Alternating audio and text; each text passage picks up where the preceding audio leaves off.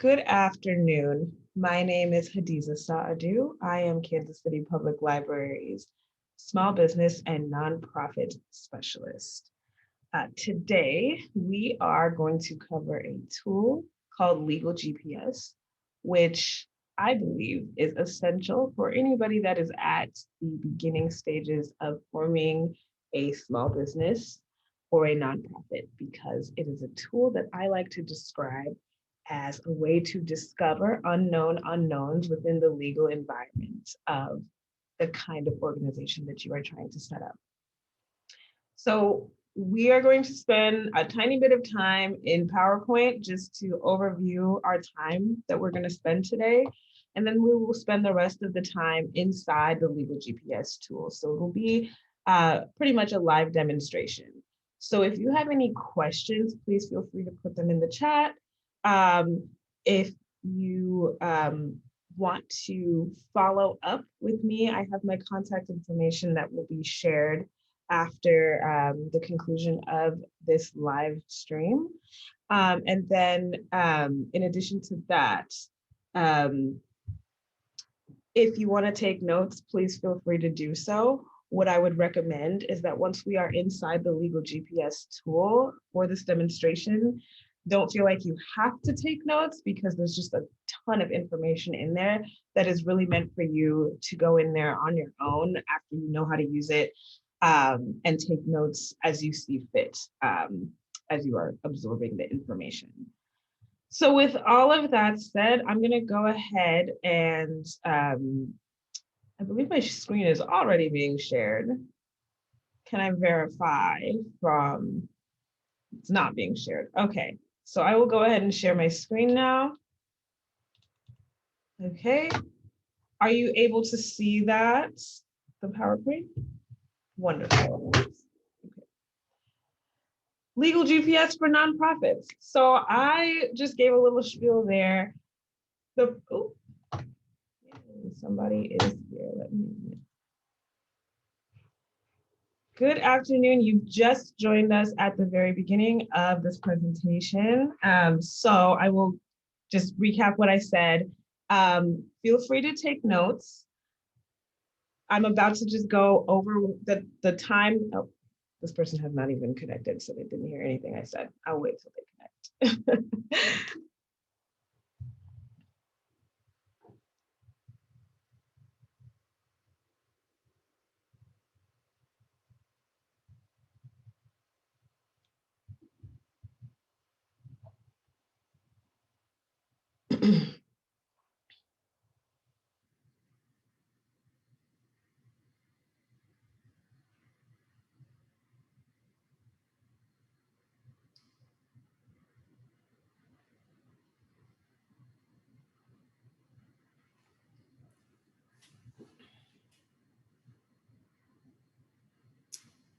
Are you able, Galaxy S7, are you able to hear me? I want to make sure that you can hear me before I get into it, because I know you're still connecting to audio. So maybe if you can write in the chat if you can hear me, or just raise a thumb up if you can hear my voice.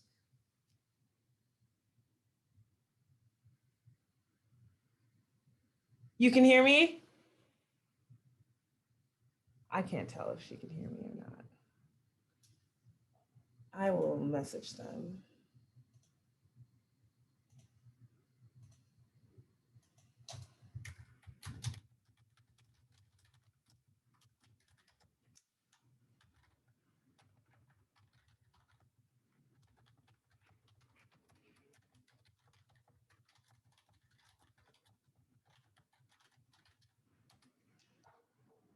Okay. I'm going to go ahead and continue.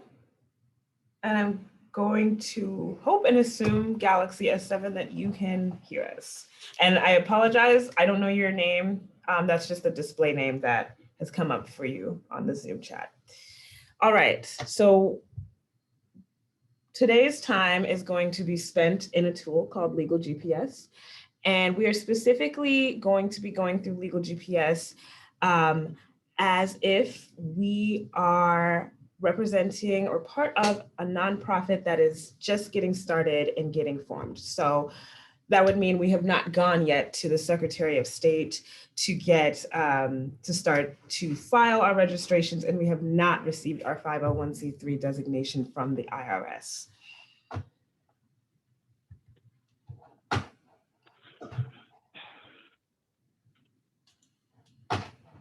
Get my mouse over. There we go. Okay. So the learning objectives for today, I don't want to put so much pressure on you guys to make it seem like at the end of this time, I'm going to know all the steps on how to get everything ready for my nonprofit so that I can get my 501c3 designation. That is not the intended outcome for our time today. What I am hoping for our time really is that by the end of this time, you will be able to find and access Legal GPS within the Kansas City Public Library catalog to use on your own.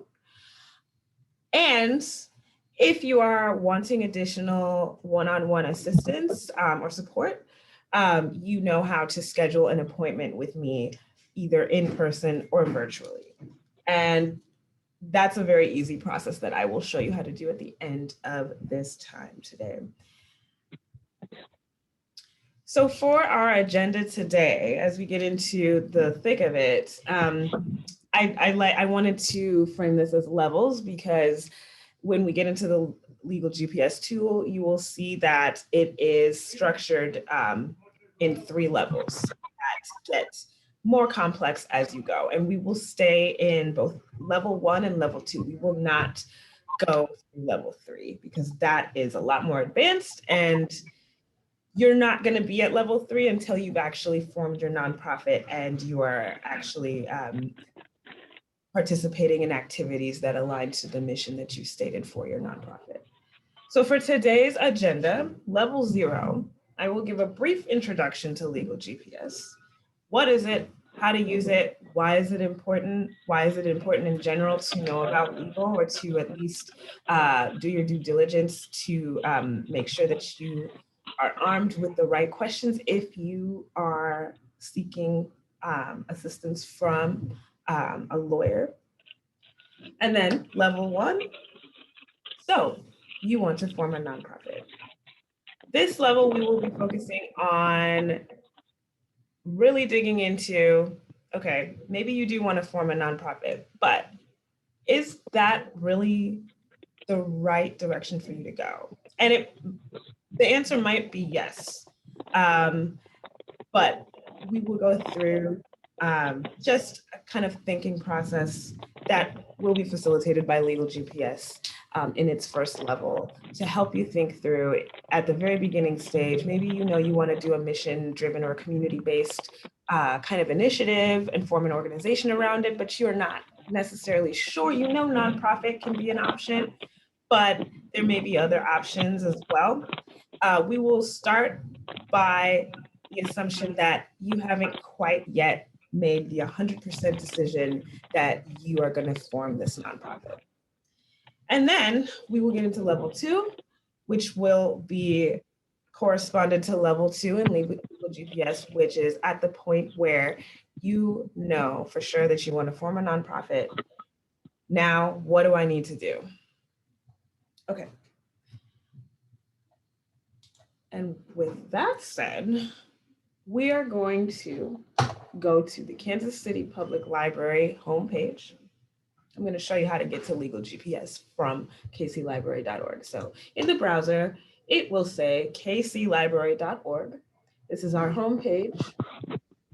You will scroll over to resources/research and hover over it. All of our digital resources are listed in alphabetical order. And then we will go to L for Legal GPS. Scroll down to Legal GPS, click on More Info.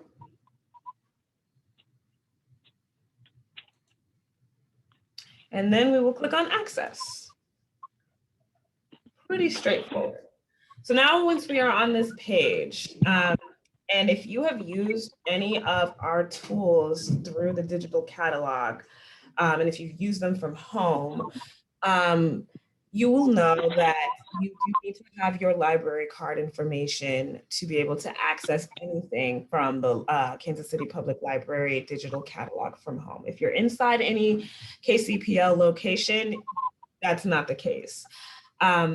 With Legal GPS, there's one additional step, which is that you have to create an account with an email address that you use. So you basically register. And the reason for this is because this is not a one and done type of thing, unless you have 8 hours in a row to just sit down and absorb all the information. Maybe you do.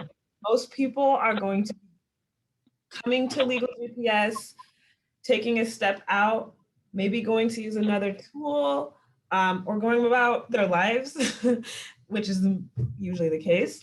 And then they're going to come back to Legal GPS.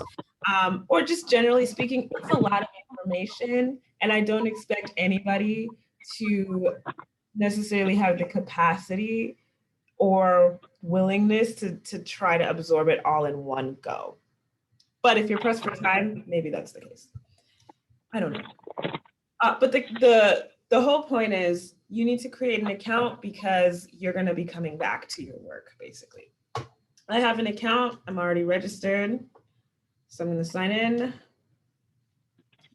And let me go ahead and clear this dashboard. That way we start at the very beginning. So before I really get into this, just some background on Legal GPS and how we even got to have Legal GPS on our digital catalog. When I started my role about 2 years ago, one of the things that immediately kind of threw me for a loop was patrons scheduling meetings with me who had questions about the legal environment of setting up their business. And so when I was getting ready for these meetings, I was just using Google and finding a whole smattering of information that seemed reliable, but we're talking about things from Seattle, we're talking about things that are not local. And it was hard to really discern, okay, what is kind of like a general step that applies no matter where you are versus what is something that applies specifically to Missouri. And so even just getting the general steps, it was very hard to put that together based off of all of the things that I found, because there really just wasn't any kind of one-stop shop you could go for free to get that information. Like if I want to form a nonprofit specifically, what do I have to do and in what order, generally speaking, do I need to do that in? Or if I want to form an LLC or a corporation, what kind of state entity or tax entity? Are these even questions that I know? So with that in mind, I was at an event and I met another business librarian and we happened to be talking about legal. And she mentioned working with the founder and CEO of Legal GPS, Chris Daming, who's based in St. Louis, on Legal GPS. And so I got connected with him and we spent a significant amount of time iterating and providing feedback and tweaking. And Legal GPS actually became part of the Kansas City Public Library digital collection March of 2020. It has been one of the most pivotal tools in my work with people one-on-one when they have questions at the beginning of their journey as an entrepreneur or person who is part of a nonprofit organization. So the way that this tool works and the reason why it's important is at the very beginning, especially if you're very new to the world of setting up an organization or a nonprofit, there are many costly mistakes that you can potentially make if you're not asking the right questions. So the way that I like to describe this is that Legal GPS is a tool that illuminates the unknown unknowns and transforms unknown unknowns into known unknowns. So you may not have the answer outright, but you know you need to ask that question to somebody who is qualified to give you specific advice for your situation. So with that being said, Legal GPS is not a replacement for an attorney if you have like a very specific and unique situation, or if you know that you need to have a lawyer in general. Legal GPS is really a tool at the start of your journey so that when it comes time to go to a lawyer, you are not asking more legal 101 questions, if that makes sense. You already have a basis of understanding that you can demonstrate and advocate for yourself and be able to ask the questions that will lead you in the right direction.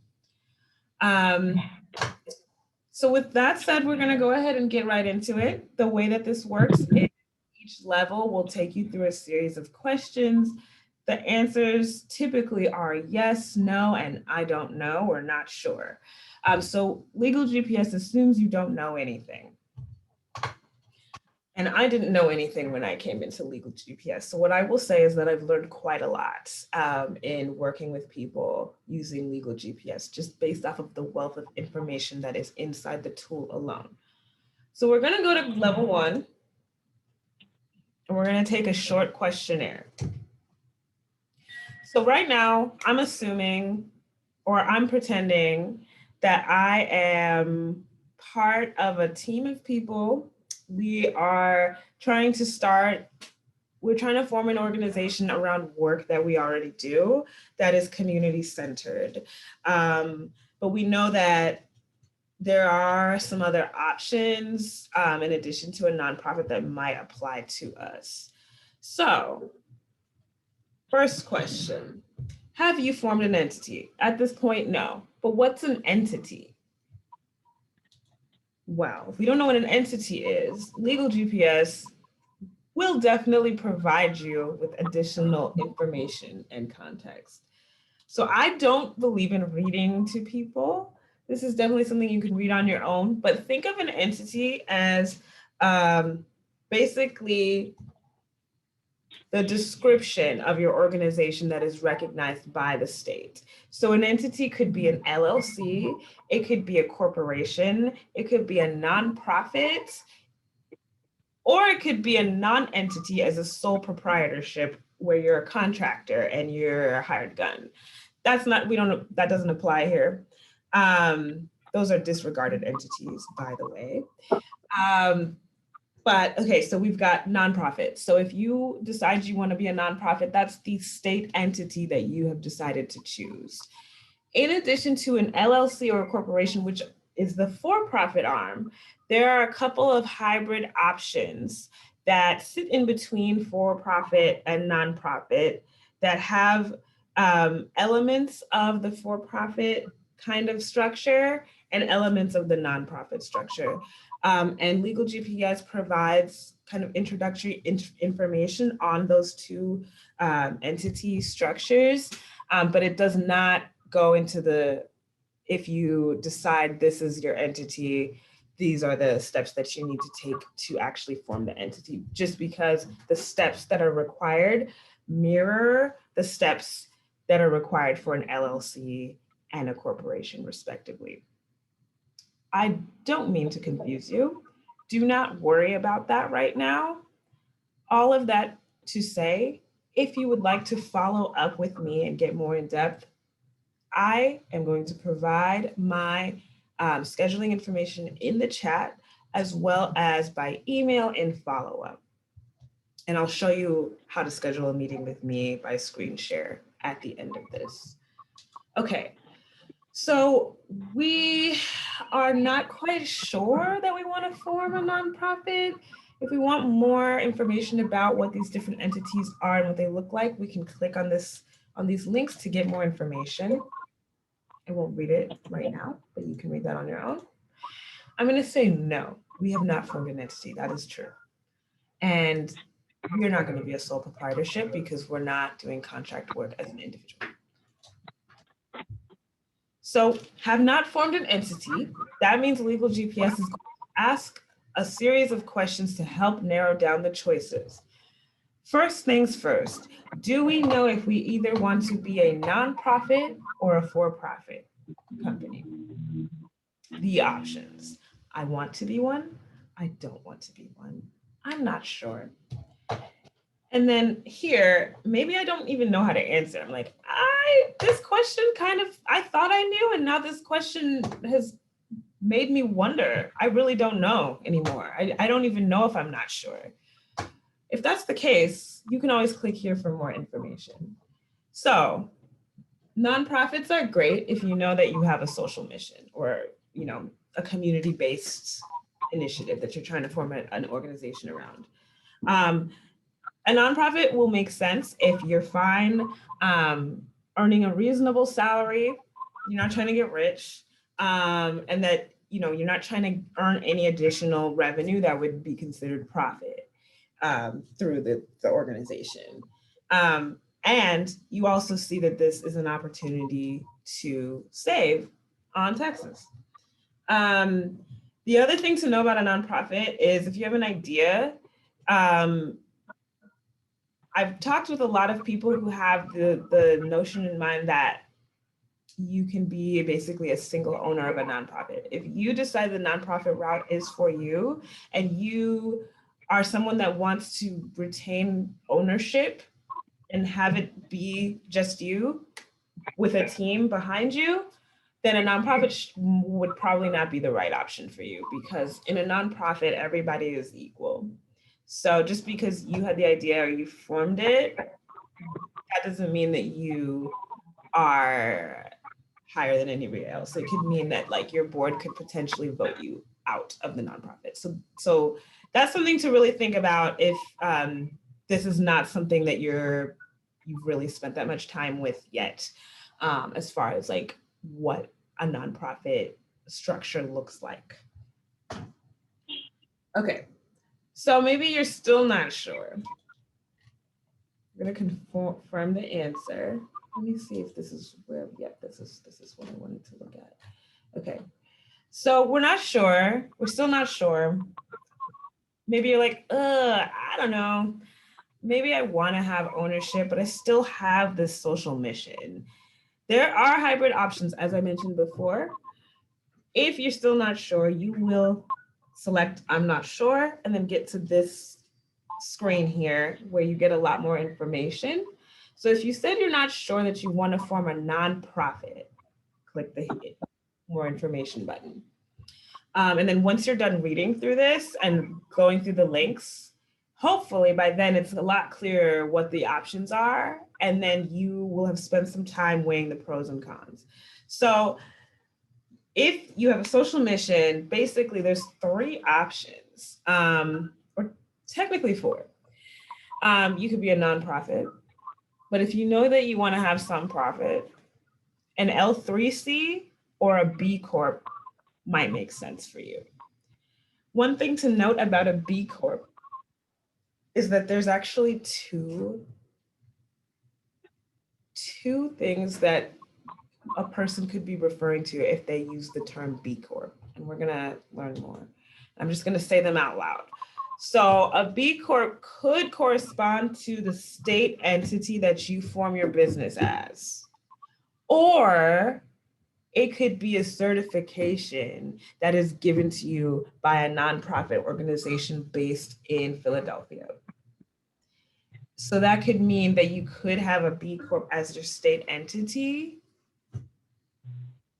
and have the B Corp certification from the organization in Philadelphia.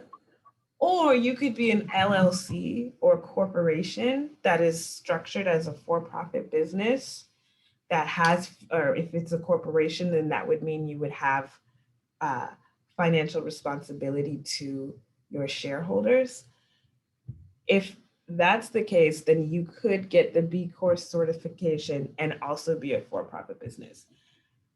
And if that is totally over your head, don't worry, we can talk more one-on-one. But this does come up a lot. People with mission-driven ideas and organizations that they want to form that have some kind of revenue component that they're really not sure if nonprofit is right. So I want to just put that out there. If B Corp seems like an option, you really need to know that there are 2 different B Corp things. There is the actual state entity that will be recognized by the Secretary of State. And then there is the certification. And the certification is great if you're trying to be in that world and find funders or potential partners. It's similar situation with the entity, but you also are recognized in the state context. And there's so much more information with that. I could go down a rabbit hole, so I will not. Our focus here is on nonprofits. Briefly, I'm going to mention the L3C. The L3C is, again, another hybrid. It follows the form of an LLC. B Corp follows the form of a corporation if you're talking about the state entity. The L3C, and you can find more information about this. One thing to note about that is, as a hybrid organization, the state of Missouri does allow you to register L3Cs. So if you are thinking hybrid, come talk to me and then we'll talk more. Okay, so we've read all of this and now we understand what an L3C and a B Corp is. We didn't do that. You will do that on your own. Now that we know, we're like, okay, I think a nonprofit makes the most sense. I'm going to form a nonprofit. Now we're going to confirm the answer. Now that we've confirmed the answer, we're done with level 1. And now we're going to move on to level 2 by calibrating the GPS. But if you come here and you're like, wait a second, I think I answered something not correctly. I want to go back. You can go back and change your answers. I actually have never clicked the click here for more information on this question, so feel free to do that and see what happens. I don't want to spend more time on anything that's not directly related to what we're about to get into. This is the really exciting part. Now we really know for sure we want to form a nonprofit. So we're gonna, tell me how to do it, Legal GPS. Tell me what I need to know. So now we're calibrating. Now that we've answered all of the questions, we're going to view the results. Okay, so before we even get into like legal, let's figure out how to actually use Legal GPS when we are looking at this page. I definitely recommend reading through everything. I don't recommend skipping anything, even if this is not new to you. So the reason why I say that is because you're going to get tips and instructions on how to use Legal GPS, and you want to get the most out of Legal GPS. And the more you put in, which is really just answering questions and reading, the more you get out of it. So the goal with Legal GPS is to finish all 3 levels. As I said before, we're only going to cover the first 2. The 3rd level is the level that you will use when your nonprofit is actually formed and you're making more complex decisions that involve intellectual property and get into the weeds of things. In each section or in each level, just as we saw with level 1, you're going to get a customized set of questions based off of how you answer. It's going to change based off of how you answer. So not everybody's going to have the same situation. Even if you are in the nonprofit side of things, you're not necessarily going to have the same path through Legal GPS. And then once you answer all those questions, you're going to get a set of directions to follow. And the goal is to follow all of those directions. And as you follow those directions and read through each section, you're going to check off your progress on the side so that you know your place when you come back. So one thing that Legal GPS loves to boast, and I don't really say this that much to people, but oftentimes people do plan to hire a lawyer. There is a real cost benefit to using Legal GPS. On average, people are saving between $5,000 and $15,000. But then the time factor is also really important.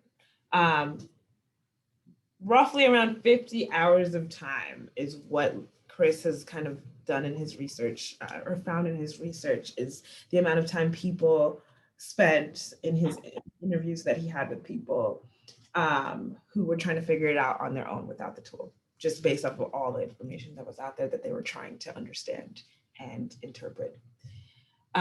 So the cool thing about legal GPS is things are not written in legalese. If you're trying to do things on your own, things are typically written in legalese. It's hard to understand.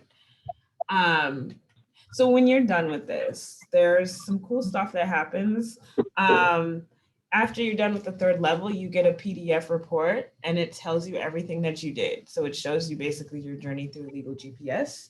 And not only that, it summarizes all of that and then kind of it tells you based off of your journey through legal GPS, here are the things that you need to be thinking about legally in the future. And then you're going to get a scorecard as well that really breaks down how much money and time that you saved after going through all of the levels. And then you'll get a certificate of completion, which in the context, if you are familiar with the UMKC Legal Clinic, that is something that we have talked about as a way to refer for folks to get at the beginning more so of the list, because they just have a long waiting list of people that they help with direct legal help who are entrepreneurs or people who are part of a nonprofit organization. So there's a breakdown of the amount of time that you should spend or expect to spend.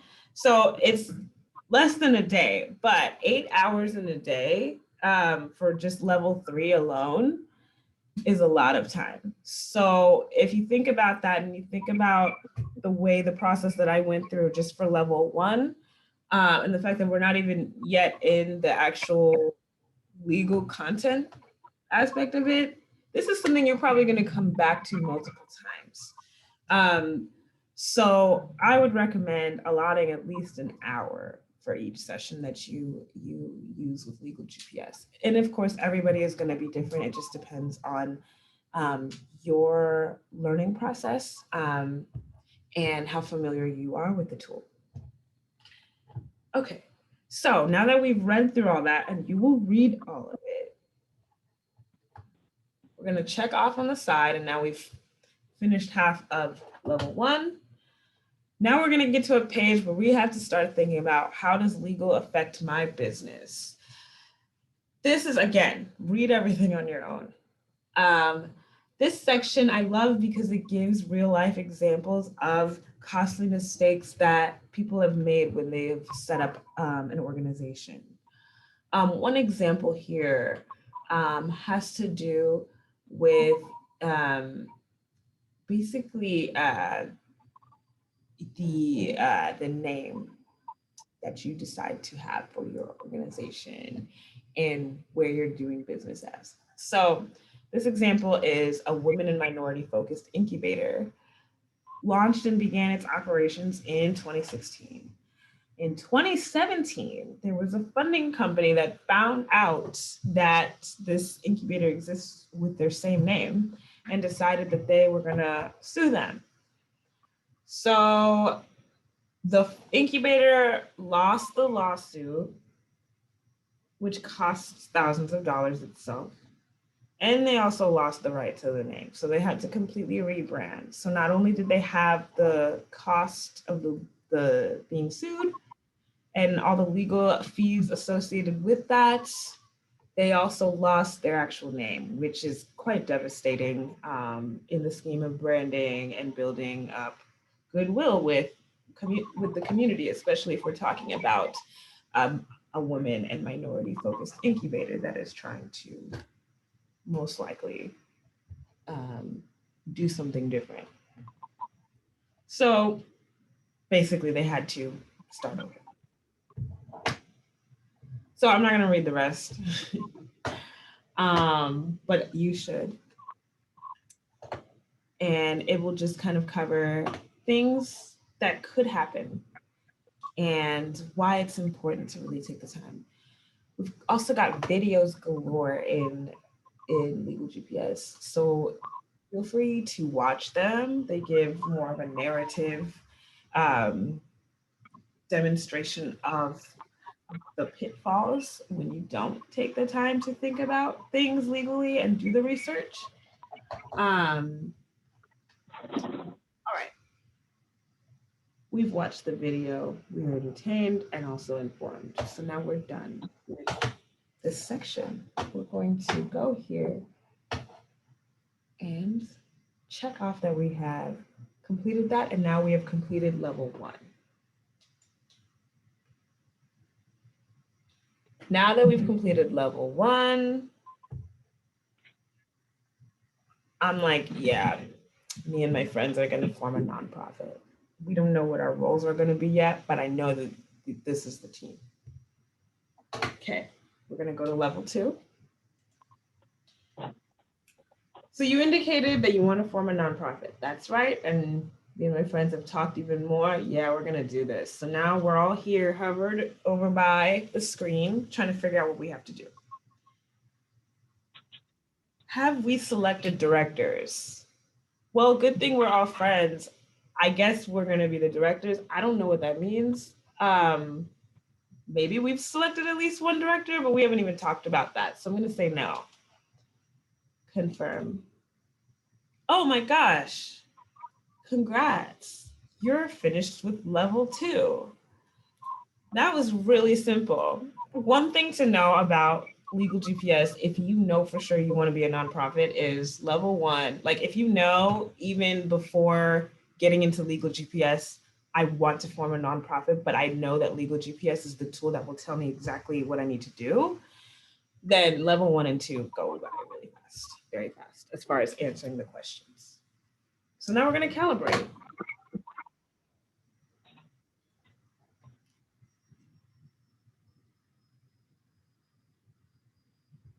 Okay, the results. All right, now we've got a lot more to work with. Now you're going to really see the power of Legal GPS. All right, let's dive in. These are the directions, same as always, but now we have more things to go through. Okay, so one thing to see here is for each part here, you're gonna get kind of like an estimate about the amount of time that it's gonna take to complete that one part. And then the corresponding savings that you could have based off of the potential mistakes that could be made related to the step that you need to take to form the nonprofit. So basically what this is showing is the potential savings of you understanding how to choose the right state and why it's important to choose the right state. If you understand that, then you are potentially saving at least $5,000. If this is not something you consider and something does not match up because you don't know the criteria and it comes back to bite you later, you could be in a costly situation. That's really the way to interpret that number there. So thing to know, first things first, you need to pick one state initially to file your nonprofit formation documents. This is called the organizing states. To pick the right state means that you're saving a lot of money. Because if you pick the wrong state, it will be costly. Just knowing that alone is going to reinforce the importance of getting that right. It can also help avoid just the headache and the paperwork and all that. You don't want to deal with that. So most nonprofits are choosing their home state as a way to save money, but this is not always the case, and it may not be the case with you. That's why to take action, you want to find out which state makes the most sense for your nonprofit. This is where we really get into the educational pieces of Legal GPS. Not only that, but there are tools in here that are actionable. So you can download, well, in here, these are not templates, but these are basically cheat sheets to help you with your understanding and to help you basically narrow down your options and decide what's best for you. So this is definitely read this. Like for every single section in the take action, read. If you don't, like I said, read everything. But if you didn't read everything, you need to at least read all the links in the take action sections, because it's going to go way more in depth as to what is presented up above that. And it's going to run you through it. So with this, there's a cheat sheet to help you decide what state to form. And then links for additional resources. So this will take you to the IRS to have you look at just the rules and regulations from the context of the IRS. Maybe you just want to stick in legal GPS stuff. So we'll go back to legal GPS. So why would you incorporate in your home state? Cost savings. That's one reason. Another reason is the tax reporting implications. So even as a nonprofit, you do have to report income in states where your nonprofit is registered via an informational return, which I believe is let me not go there. I'm not sure about that. I was gonna say maybe that's a 990. That has to do with grants. And I'm not sure if that also has to do with the income that they get. I don't think so.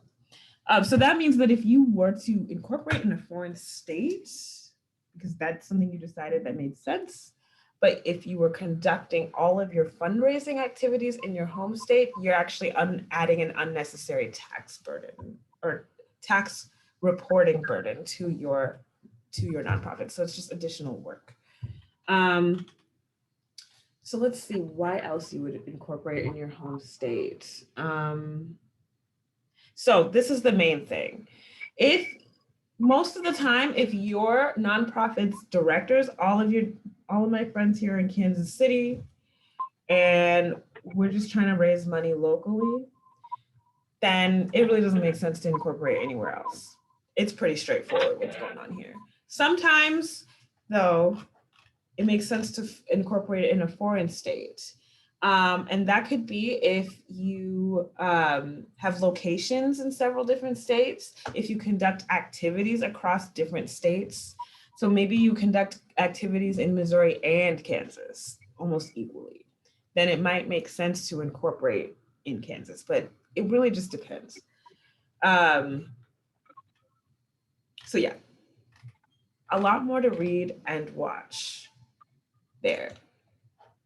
So basically, I'm gonna go through the steps. You can view this level 2 when you're using Legal GPS and you want to form a nonprofit. Level 2 is your checklist.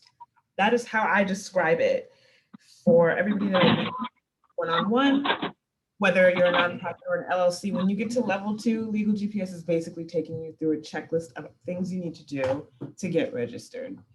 And the cool thing about what I'm going to do following up by email is I'm going to send a correspondence. It's not, technically it doesn't correspond because they're not the same organization, but I like to use them together with people. The Secretary of State website had, and I don't know if they still have the download, but I have it. I hope I have it. If I might have accidentally deleted it because I had to clear space to record this. So I know that I have it in email, so I do have it. I will make sure that in the follow-up email, you guys also have a PDF that breaks down the technical steps that you take on the Secretary of State website. So that would mean that you basically would be using that PDF document in addition to this checklist as you take things to the Secretary of State. And it'll show you step by step, this is what you need to click on, this is what you need to write in, So I will make sure that that is included in a follow-up email. And without further ado, as I keep saying, we'll continue down this checklist.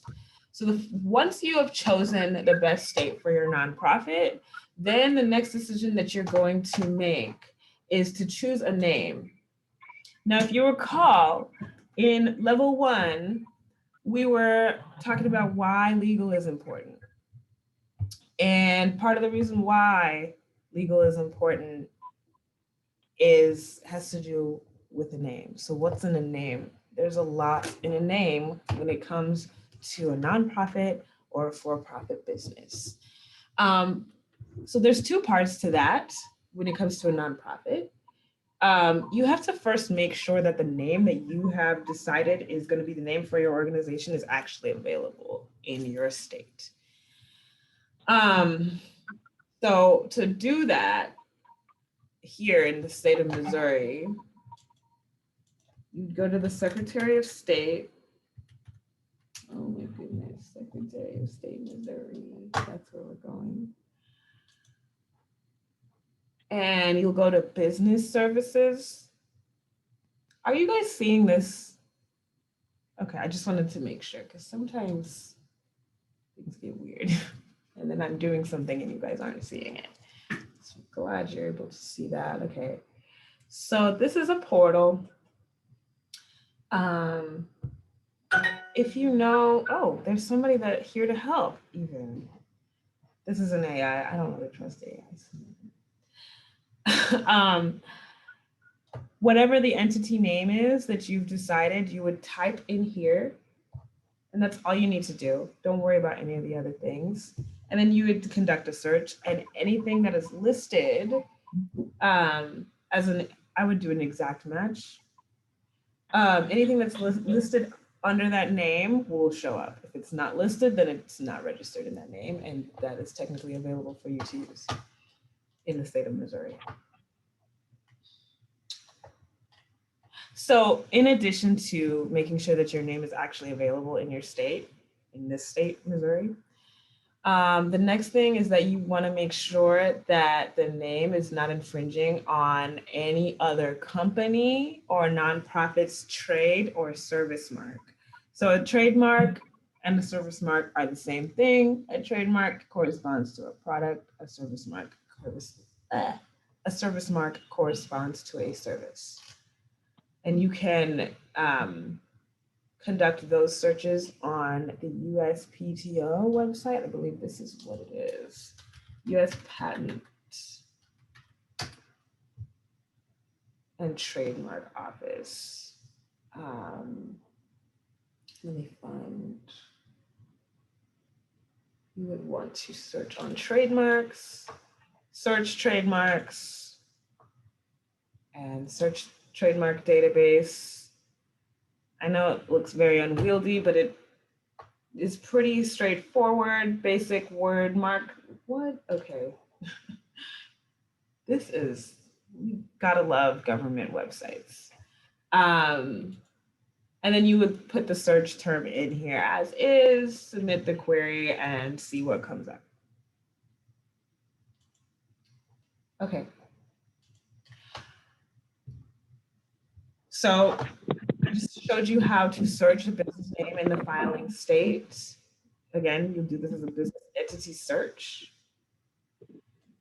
If you find that the name that you have decided on is taken, or you're still not quite sure what to do about your name, an easy alternative is to name it something simple. Could be your legal name followed by Inc. or something else that's derivative that's available. And then if you want to operate under a different name that's not your legal name, then you can file a form called a doing business as, or a DBA. It's also referred to as a fictitious name registration. And now we want to learn how to prepare and file a DBA, AKA fictitious name. We've got the context and really how to do that explained all here. What is a DBA? Okay, we kind of know, we got introduced to that term, but we're still not sure. So let's click on this to see more information. As you can see, there's a lot of text there. I'm not going to read it, but you will. It's just providing more information about what DBA actually means, what it involves, and what basically it's helping you understand the use of a DBA. So you'll do that, and then you'll also perform a trademark search. And so there's a link to really a process to how to do a trademark search and what to think about. So again, read all of this even before you get to uspto.gov. A bunch of resources listed over here on the right-hand side for you to really get super, super familiar with the world of intellectual property. As you can see, there's a lot of information. So if you have time, if it was me, I would do this right after this call and start to really get into it. So there's related resources at the end. I would click on them and read them, determine if you should. Ooh, there's so many things. So as you can see, everything is kind of, I don't want to call it a rabbit hole, but it kind of is. And the thing about a rabbit hole, when we're talking about the legal environment of setting up a nonprofit, is you kind of do want to go down all of the rabbit holes as much as you can. And if the rabbit hole is free of charge, then take advantage of it before you need to go down a rabbit hole in which you pay for entry. So once you have chosen a name and also conducted, well, once you've chosen a name, that's the great thing about Legal GPS is sometimes you might want to combine steps, and you can do that, and it'll sometimes present things in that way, but it will still break everything out individually. So if you're thinking about this intellectual property type of section here where we're looking for the name and we're looking for the trademark, you could think of it as a step that is combined together, or you could think of it as separate. And if you did think of it as separate, the first thing you want to do is to choose the name and make sure that name is available for your business. And this would be after you have decided and determined the right state for your organization. So because you've already determined the right state for your organization, then you have basically free reign, more or less in a sense, to search for the name because you know where you're searching for the name for. So you're not going in the dark. So that's why it's important to think about this as like a sequence, one before the other. And it becomes even clearer why as you go further on. So after you've done the business name search and made sure that your name is available, now it's time to perform a trademark search. So even if there are not any duplicates to your name within your state, there could be the case that somebody has registered a name or a name that's very similar as your business's name. So that's why, even if you don't plan to register a trademark or a service mark, you need to conduct that search to make sure that you are not infringing on somebody else's IP, intellectual property rights. So that means you're going to perform a trademark search. And I already showed you uspto.gov. I kind of jumped the gun. This will really take you, again, through the steps that you need to do to perform an accurate trademark search using the uspto.gov database. And this is the same pop-up that came up in the last section. So we'll repeat that. So now you have performed a trademark search and you've determined that you're not infringing on anybody's right to use that name. Now it's time to really like get things going. This is where it gets a little bit harder, a little bit more complicated. So one thing to know is every nonprofit has to have an incorporator and a registered agent. What on earth do those terms mean? I don't know. Should I care? Yeah, you should care. And it's also required by every state. So your nonprofit incorporator is the individual who files the nonprofit's articles of incorporation. Sometimes it's also called a certificate of incorporation. Usually, if you are the one forming the nonprofit, because you're the one in legal GPS and you're putting it all together, and it was your initial idea, or your friends decided you're the best person to do it, and you're like, okay. Most of the time, people choose themselves as the incorporator. So I'm the one that's doing all that stuff. I'm the incorporator. Other times, if you hired an attorney at the beginning of it all, that attorney is the incorporator because they're pulling all this stuff together. Now the registered agent, now hold on. Again, more information in the link. And so the more information includes some of the tasks that these roles will take on. So the registered agent is the person that receives all of the court filings. It actually doesn't have to be a person. It could be just a physical address. I believe if it's a physical address, it can't be a PO box, but I'm not sure if that's true.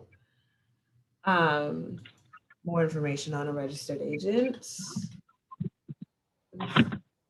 So you want your registered agent to be reliable since they will receive all of the official mailings from the court.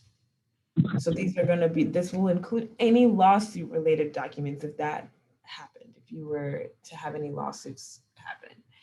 So the worst case scenario that could happen is that if you were sued, you didn't know about it because your registered agent was not reliable and didn't notify you for whatever reason. That would be the worst case scenario. This is not very likely, but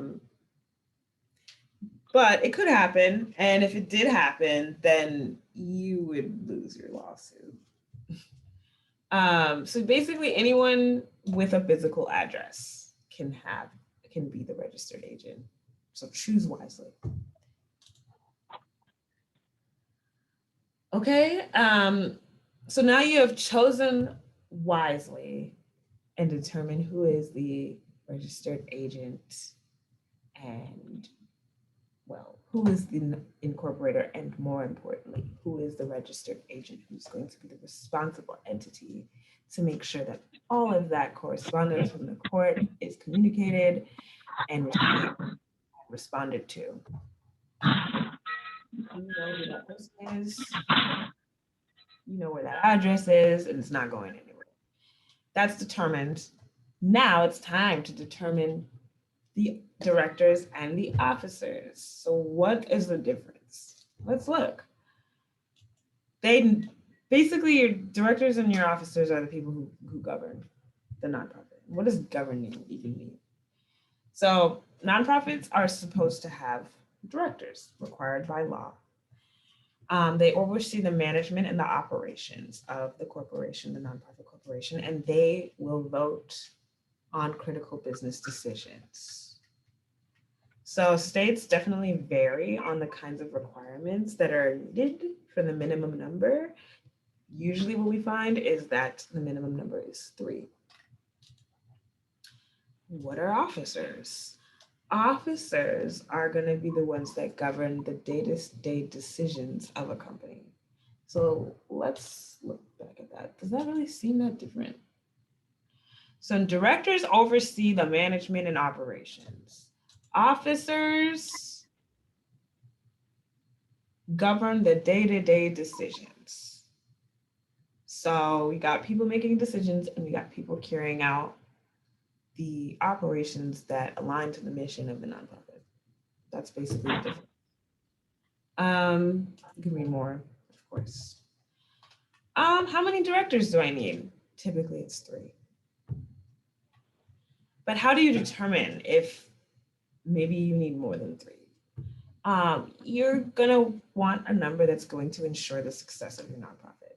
So you need enough directors to provide the support to your mission. So you need enough people that are directly related to carrying out the mission. As far as like the basically kind of like the boots on the ground, not the volunteers, but the people that are initiating the programs and getting out there in the community. You need to make sure you have enough people, enough staff, enough capacity to carry out the mission, or enough director staff, basically. And so I would even say that having the right amount of directors, well, yeah, again, having the right amount of directors is more important than having the right amount of officers, because directors, in addition to officers, vote on, well, they make larger decisions.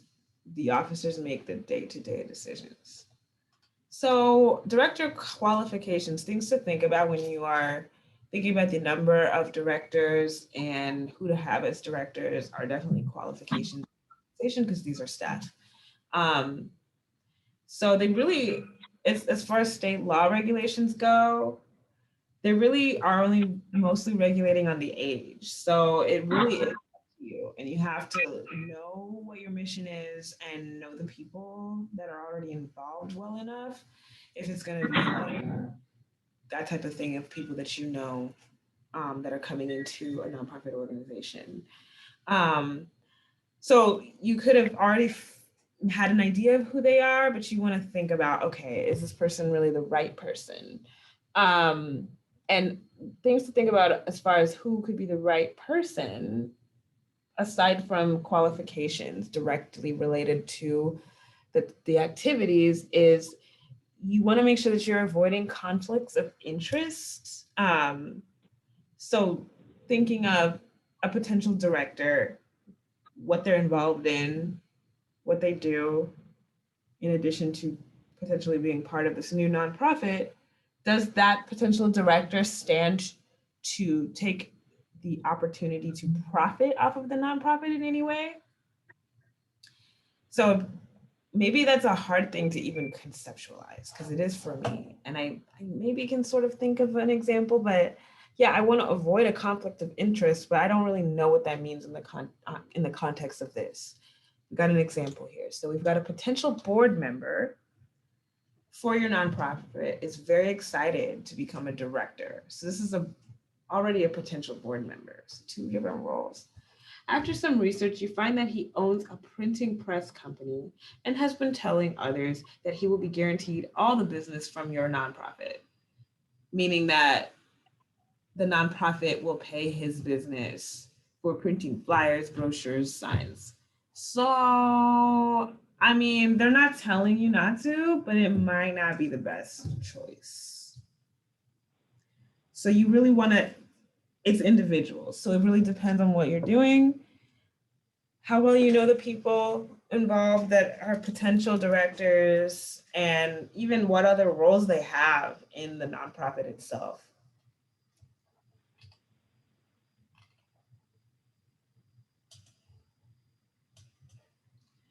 Okay, so compensation. That's another thing to think about, which is going to align with your budget.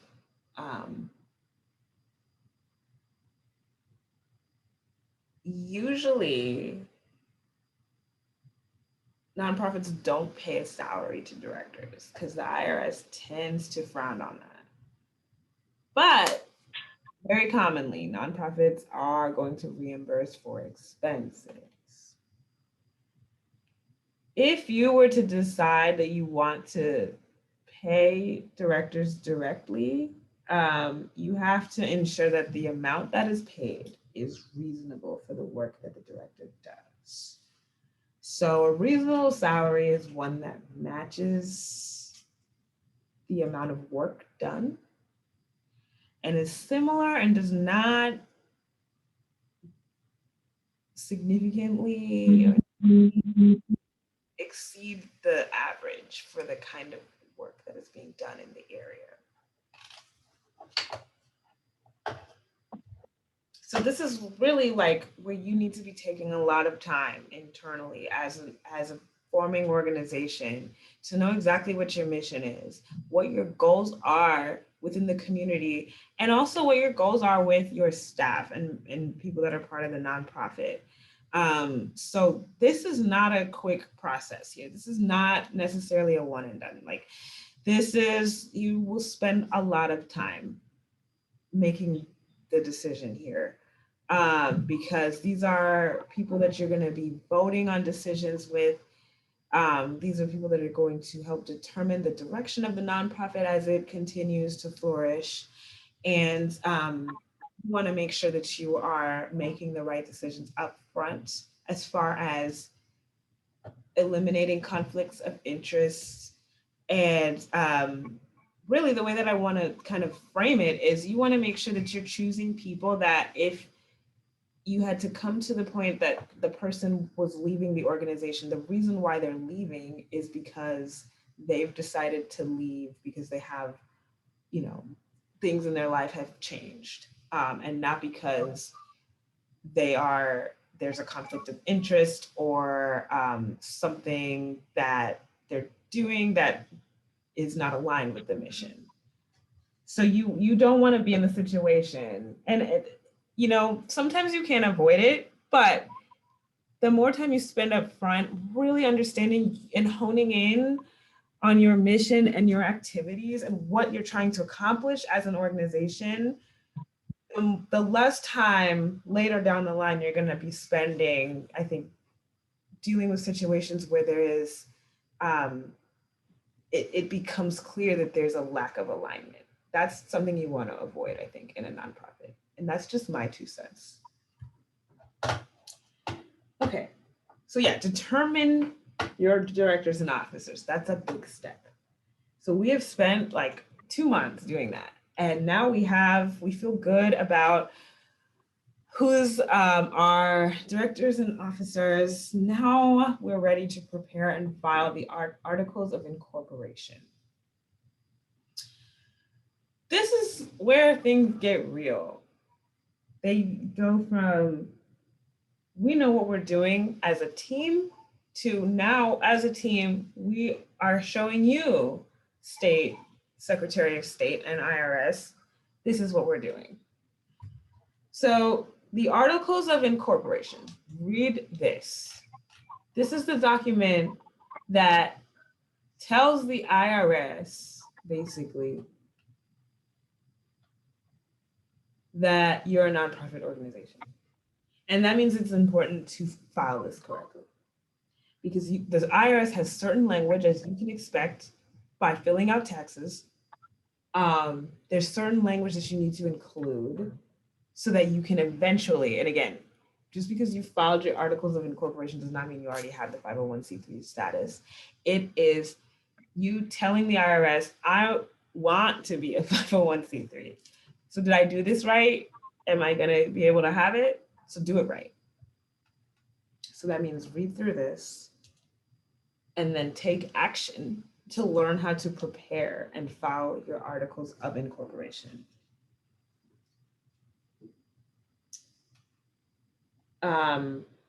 Again, read through all of the resources. Here we've got examples of the fact that Legal GPS provides templates. And by templates, I mean the actual documents that you need. So this is an actual Articles of Incorporation document. I believe this one is a template because you can create this on your own. Yeah, let me just show it to you really quick. This is something you can download within Legal GPS. And I apologize, I have my stuff on high contrast, so it looks different than a lot of Word document screens with the black background and the white text. That's just how I work. But yeah, here's just an example of a template you can use when you are ready to file your articles of incorporation. It tells you what custom fields you need to fill out. Read through it so you at least have the legalese in your brain, even if it doesn't make sense. And usually people are going to be doing this with a lawyer. either you hire the lawyer or you were able to access one through UMKC's legal clinic, or you have found legal counsel through some other means. Okay. Once you've done that, once you've prepared and filed your articles of incorporation, now you're going to determine if you're going to be a member-based nonprofit. No clue what that even means or entails. Awesome, because now we're going to know. So most small nonprofits don't have formal membership. So if you think of the nonprofits you know of, and like the fact that you can become a member of certain nonprofit organizations, just think of like the context in which you have become a member, just as kind of a basis point for your understanding to know what a member-based nonprofit actually means. So formal members can actually complicate the operations of a nonprofit. So that's, again, why most small nonprofits don't have formal members. They do create extra paperwork and headaches. So the two most important roles that members play are they, one, vote for directors. So if you know that in the future your directors are going to change, somebody is stepping down, members could be people that, or they will be people that will vote for a new director. And they're also going to be people that vote to dissolve the nonprofit. So similar to what I was saying earlier with the B Corp, there's like two ways in which this is a member-based nonprofit phrase is used, and they mean different things. So you have to know what this actually means as you're continuing to move forward. When we're talking about a nonprofit, as defined by the state, a member you can think of as similar to a shareholder in a corporation. And a shareholder in a corporation technically has partial ownership of the corporation, or they at least have, they receive some of the profit. And so it means that the corporation has a fiduciary duty to distribute the profit to the shareholders, which is why there's a profit motive that is already coded into law for a corporation. In the nonprofit, a member is basically would correspond to a shareholder. But because a nonprofit is not beholden to a profit margin,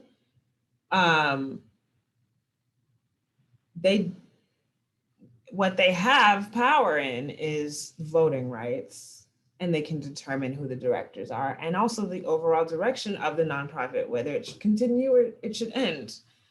So then that's a member in like a really official sense, as somebody that's part of the nonprofit, basically. And then there's members in the sense that you are probably more familiar with as a patron of a nonprofit. That could be a museum, could be Friends of the Library, anything in which indicates that you're not actually part of the organization and you don't actually have voting power. So, so you're a member in a figurative sense. So it could be Young Friends, again, like Friends of the Library, a zoo that has members, and they pay an annual fee and get a discount, and they get an invites to exclusive events or things like that. That's not what we're talking about in the context of forming a nonprofit. We're not talking about if you're going to decide if you're going to have members. That's members as far as people that are basically patrons, but are like kind of elevated from the general public. Okay, take action. Now that we know that there are two different ways that the phrase member-based nonprofit, it can be used, and we understand those differences, we're going to take action to determine what our membership structure will look like. So it's either going to be a member or a non-member nonprofit. And that designation is going to be made while you're drafting the articles of incorporation and the bylaws. So the biggest question to ask is, does it make sense for my nonprofit to have formal members? And you can read this more on your own, but we'll read this here. When it might make sense to have formal membership. Voting members can create a more democratic structure and atmosphere. So I've been talking about forming this nonprofit with my friends, right? So maybe there's like a bias there. We're doing excellent work already, and we get along really well, and we already know each other's working styles, but there still might be a bias just because we all know each other super well. Maybe that means we should have a voting structure or a membership structure or a member structure, so that we can ensure more of a democratic atmosphere and we can allow more voices to be heard. The other thing is that when you have more members, more formal members, it means that more voices in the community can potentially be heard. But it could also mean that more certain voices can be heard. So it just really, again, depends on how you execute everything. It depends what your mission is. It depends how defined your mission really is, you know? Another thing to think about with having a member-based nonprofit is that having voting members can help to kind of insulate from any potential directors who are disingenuous, basically. And so, like I said, you want to spend a lot of time up front to avoid being in situations where you find out that there is really not alignment between a director's individual goals and the mission.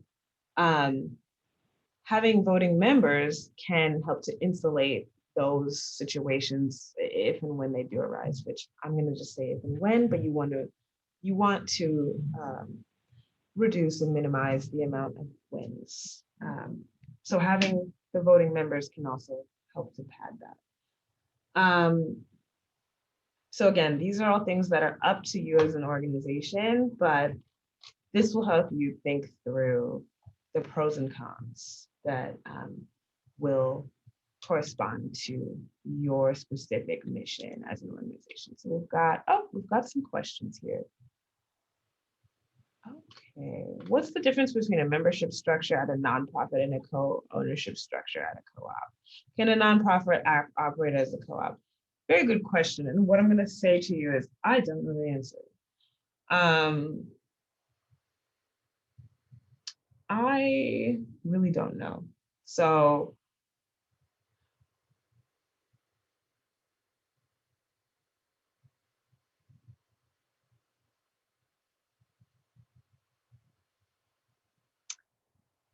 there is not any information in Legal GPS about co-ops. I believe a nonprofit can operate as a co-op and tends to.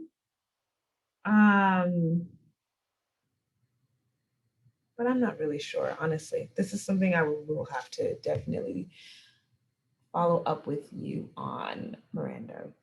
But this is a very excellent question. And I have not gotten questions about co-ops in a long time. So I will really follow up with that. I know we're coming up towards the end of our time, so I'm going to try to breeze through the rest of this. If you can stay on for like 10 more minutes. If not, there will be playback available at a later date. I don't know precisely what date that will be, but it will be hopefully within the next week. So after, I'm gonna skim the rest of that. You'll determine if you're gonna be a member-based nonprofit, and then you're gonna prepare your bylaws. Bylaws are the internal and operating rules. There's not a specific language that's required, but there might be as far as the state law goes. There's not language that's required by the feds, federal tax law, but there is maybe potentially in the state law realm.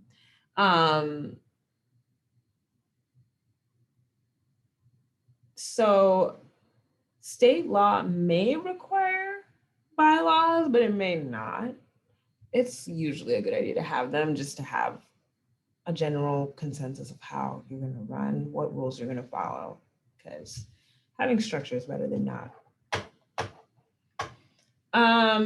Okay. When you do file for your tax exempt status, the IRS will want to see your bylaws. So even though it's technically maybe not required by the state, you're still going to want them. So do them.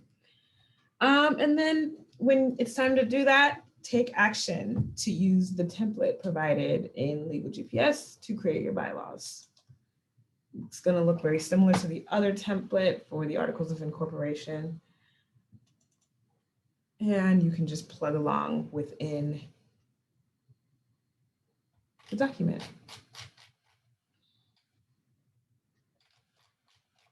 Again, that is available for download within Legal GPS, so you don't need to try to save that every time. Okay, once you've done your bylaws, that's when you're going to create an EIN. That's an employer identification number. An employer identification number is basically like a social security number for an organization. And there's links to obtain the right forms that you need with the IRS and the instructions. You can do it online or you can do it by mail or fax. This is a pretty technical step. It's very straightforward. You're doing this after you've done more of the, you are doing these steps after you've made the harder decisions, basically. These are like, you just plug along and you follow what's going on. The other ones, you know, determining your officers, and even your bylaws, that's gonna be, again, collaborative, and it's gonna take a lot of time as far as really honing in on your mission to make sure that you are avoiding, I guess, more socially based as far as interpersonal dynamic issues later down the line. So once you are at the step of getting your EIN, it's really technical. And then you will soon be able to go to the Secretary of State to get registered. So once you have gotten your EIN, then you're going to file your Form 1023 or 1023EZ. This is where you are applying for 501c3 status. There's a more streamlined version called the 1023EZ. Easy, like there's tax forms for income tax that have easy at the end. People that are self-employed. It's a lot shorter. It's just more streamlined. So then there are fees typically, but take action to learn about getting a federal tax exemption. And here we've got all kinds of forms. The difference between the full 1023 and the 1023EZ and why you would do an EZ versus the full 1023 and so much more. This is where it gets very in the weeds because it should be. This is where you need to make sure you're doing everything right, because then you're going to get your 501c3 status from the IRS. That is where I am going to stop the live demonstration of Legal GPS. And I'm going to go back to Kansas City Public Library homepage to show you exactly how to schedule a meeting with me to go through Legal GPS one-on-one and perhaps any other tool that we have within our digital collection, or if you're, or if you are seeking advice and other kinds of assistance and potentially referrals. That is really what I do with people. I meet with you. If you have a nonprofit or a small business, whether it's at the idea stage or it's fully formed, I am really here to be of assistance. So it depends on what it is that you're trying to do. Usually they correspond, the things that people need help with correspond to a combination or one of our tools in our digital collection, but sometimes it's as much as having a conversation and talking through an issue and kind of using experiences I've had with other people as kind of a barometer for what other folks are doing. So let me go back to the actual homepage because I know that I went somewhere else.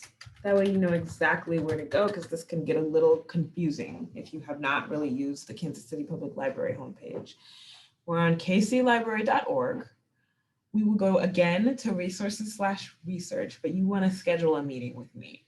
So we're going to go to specialized resources, and I am part of a team called the Community Reference Team. We're going to click on Community Reference. And see, this is not something you would just know off the bat. That's why I'm showing this to you. So if you want to make an appointment, you can do so by clicking small business or nonprofit. If it's nonprofit, click on nonprofit. If it's small business, click on small business, but it'll take you to the same window because it's all one Calendly. I have 3 different options. So that's one way to get to my scheduling link. Another way is to scroll down and you see my face and then you can schedule and it'll take you to that same page. Additionally, and I know this is maybe overkill, but I've got a LibGuide here for small business and entrepreneurship that includes nonprofit, where you can schedule an appointment directly if you are looking for more information about resources that you can access. This is really a high-level overview of different resources that are available through KCPL and in Kansas City, and even some national resources.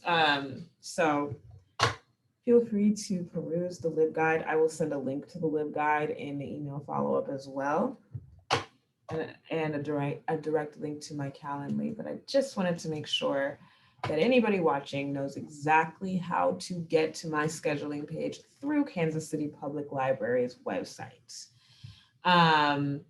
And again, once you're on it, there are 3 options. I've got basically an in-person and a virtual situation going on, but there are 3 options underneath those 2.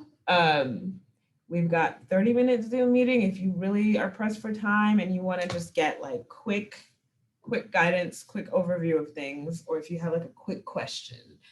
I usually recommend a 60-minute meeting, either in person or on Zoom.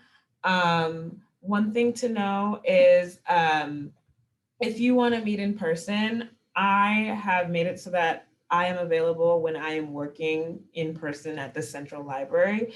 I am able to meet at any library branch Mondays or Wednesdays. So if you want to meet in person, it's got to be a Monday or Wednesday at any library branch. Otherwise, I am available to meet virtually any day of the week, including Mondays and Wednesdays. So please take advantage of that if you feel like having one-on-one hands-on assistance with Legal GPS is going to be beneficial for you. I usually find that it is because it is a pretty new tool.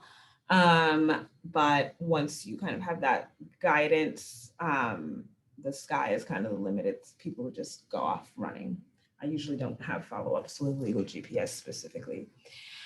So with that said, I will go ahead and stop my share. I want to thank you for taking the time to watch this today, whenever you're watching it. And feel free to email me with any questions. I will follow up to everybody that registered with a recap of what we did today through Legal GPS. And you will be getting playback, a link to playback soon. I'm not sure the exact date, but it will be sometime soon. And I will make sure you have that as a follow-up to the follow-up email that you get, which will be sent out later today. All right, I'm going to stop this recording. Have a wonderful day.